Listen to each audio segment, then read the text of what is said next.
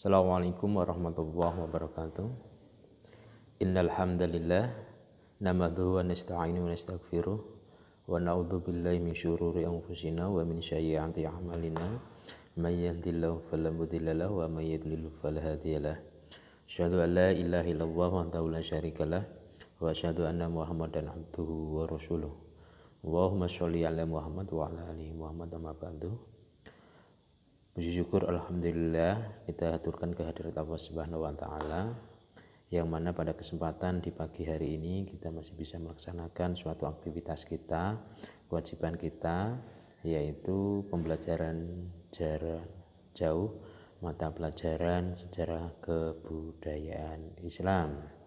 Semoga PJJ pada kali ini bisa berjalan dengan lancar, berjalan dengan baik tanpa ada suatu halangan apapun. Salam dan sholawat semoga terlimpahkan, tercurahkan kepada junjungan kita Nabi besar Muhammad Sallallahu Alaihi Wasallam, Nabi yang menjadi suri teladan bagi kita semuanya. Anak-anak yang saya banggakan dan yang saya cintai, pada pertemuan kali ini kita akan membahas kaitannya dengan keruntuhan Daulah Abbasiyah. Kekhalifahan Daulah Abbasiyah tidak dapat lagi mengendalikan dan mengawasi jalannya roda pemerintahan daerah di wilayah kekuasaan Daulah Abbasiyah sepanjang kawasan Mediterania dan Asia Tengah. Akibatnya muncul yang namanya disintegrasi antara kekuatan-kekuatan sosial dan kelompok-kelompok moral. Seiring dengan itu, maka terjadilah kehancuran semangat juang bangsa Arab, perbudakan, kehidupan mewah, minum-minuman keras, nyanyian-nyanyian yang rutin dipertunjukkan di lingkungan istana. Nah, inilah merupakan faktor lain yang melemahkan semangat juang dan menghasilkan generasi pewaris tahta Daulah Abbasiyah yang lemah. Adapun di sini ada dua faktor penyebab keruntuhan Daulah Abbasiyah. Yang pertama adalah faktor internal, yaitu dari dalam. Ada beberapa penyebab kehancuran Daulah Abbasiyah. Yang pertama, karena adanya hubud dunya. Apa itu? Kecintaan yang berlebihan terhadap kemewahan dunia.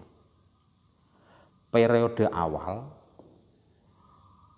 Daulah Abbasiyah berkuasa menghasilkan kemakmuran dan kemewahan hidup di kalangan para penguasa. Kondisi ini mendorong generasi khalifah berikutnya untuk hidup lebih mewah dari khalifah sebelumnya. Nah, hal inilah yang menyebabkan pemborosan uang kas negara. Kemudian yang kedua,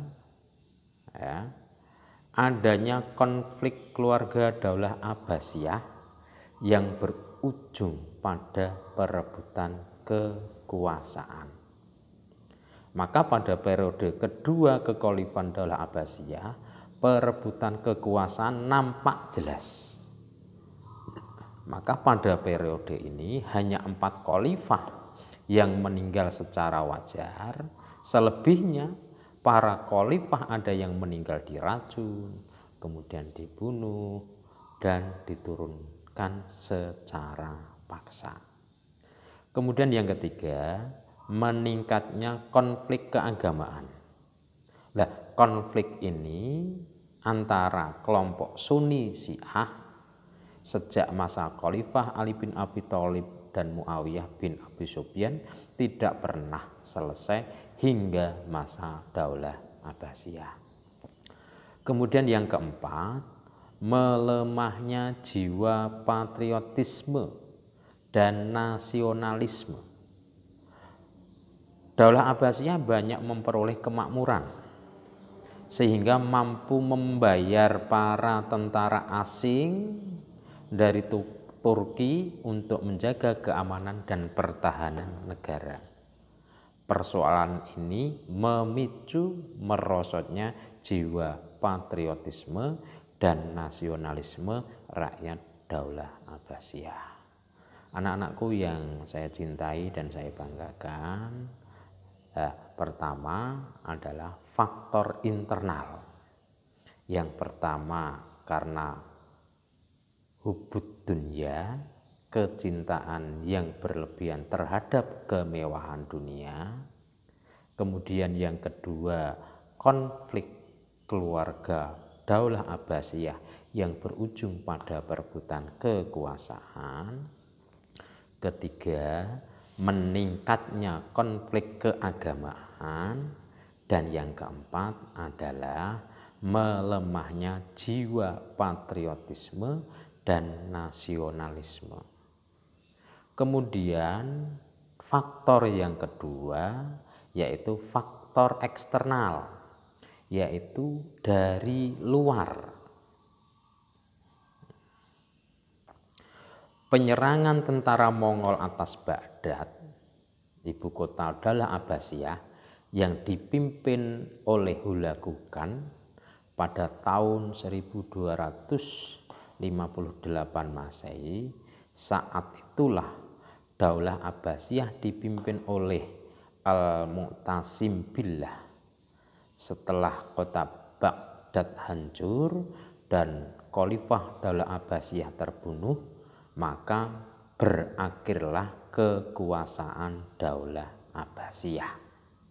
Untuk pertama kalinya dalam sejarah dunia muslim tanpa khalifah yang namanya biasa disebut dalam sholat Jumat. Lah, faktor eksternal ini antara lain yang pertama, banyak muncul pemberontakan. Setelah periode kedua, kekhalifahan Daulah Abbasiyah tidak sekuat para pendahulunya.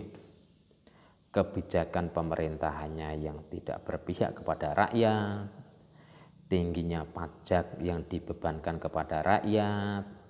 Kemudian hal inilah yang mengakibatkan banyak daerah-daerah yang memberontak dan memisahkan diri dari pemerintahan Daulah Abbasiyah. Kemudian yang kedua yaitu dominasi bangsa Turki dan bangsa Persia. Bangsa Turki dan bangsa Persia banyak menguasai pemerintahan dan mempengaruhi kebijakan khalifah. Segala persoalan terkait jalannya roda pemerintahan dikendalikan oleh bangsa Turki dan bangsa Persia. Kedudukan Khalifah Daulah Abbasiyah benar-benar hanya sebatas pemerintahan boneka saja. Anak-anakku yang saya cintai dan saya banggakan, keruntuhan Daulah Abbasiyah ini dapat saya simpulkan apa yang menjadi penyebab runtuhnya Daulah Abbasiyah. Yang pertama dari faktor intern itu sendiri, yaitu hubud dunia, kecintaan yang berlebihan terhadap kemewahan dunia. Yang kedua, konflik keluarga Daulah Abbasiyah yang berujung pada perebutan kekuasaan. Yang ketiga, meningkatnya konflik keagamaan. Dan yang keempat, melemahnya jiwa patriotisme dan nasionalisme. Kemudian yang kedua, faktor eksternalnya. Yang pertama, banyak muncul pemberontakan. Yang kedua, dominasi bangsa Turki dan bangsa Persia.